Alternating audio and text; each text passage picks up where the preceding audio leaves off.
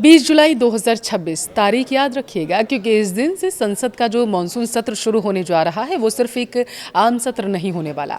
यह सत्र भारत की राजनीति, चुनाव प्रणाली और सत्ता के समीकरणों को हमेशा के लिए बदलने वाला है।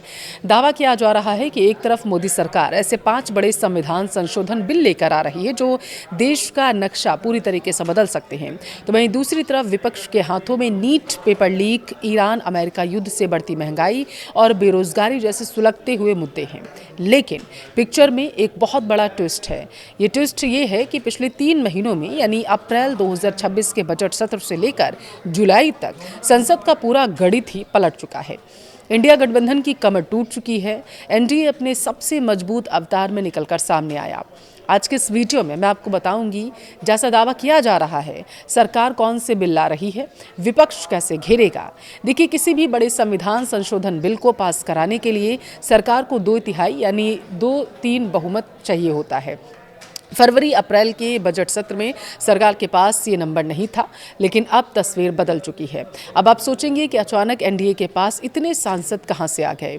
इसके पीछे 3 बड़ी वजह बताई जा रही हैं। पहला है टीएमसी का बंटवारा, दूसरा है शिवसेना यूबीटी में जो सेंधमारी हुई वो, तीसरा है डीएमके कांग्रेस का तलाक। सियासी गलियारों में चर्चा है कि सरकार इस सत्र में 5 ऐसे बिल ला रही है जिन पर भयंकर बवाल हो सकता है।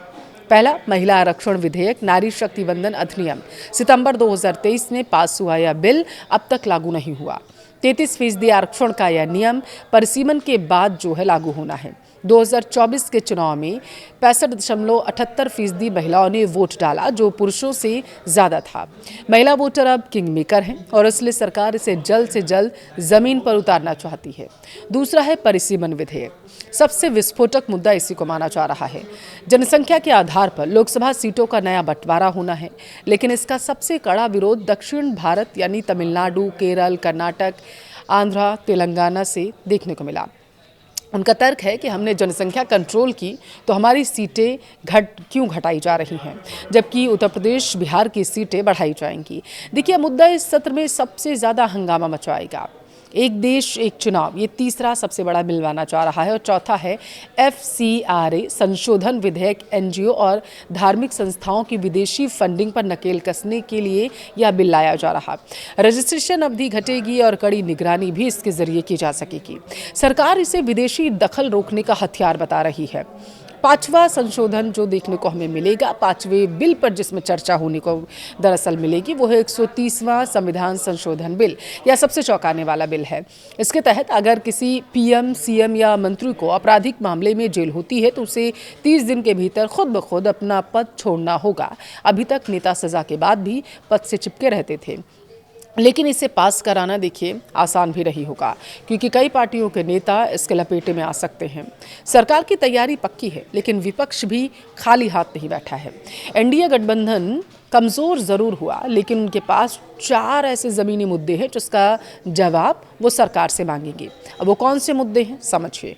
पहला तो बेरोज़गारी, दूसरा आसमान छूती महंगाई, तीसरा पेट्रोल डीजल के दाम, और चौथा जो ज्वलंत मुद्दा अभी भी है, नीट, पेपर लीक। तो कुल मिलाकर तस्वीर साफ है। मानसून सत्र 2026 में सिर्फ बहस नहीं होगी, बल्कि भारत के भविष्य की नई पटकथा भी लिखी जाएगी।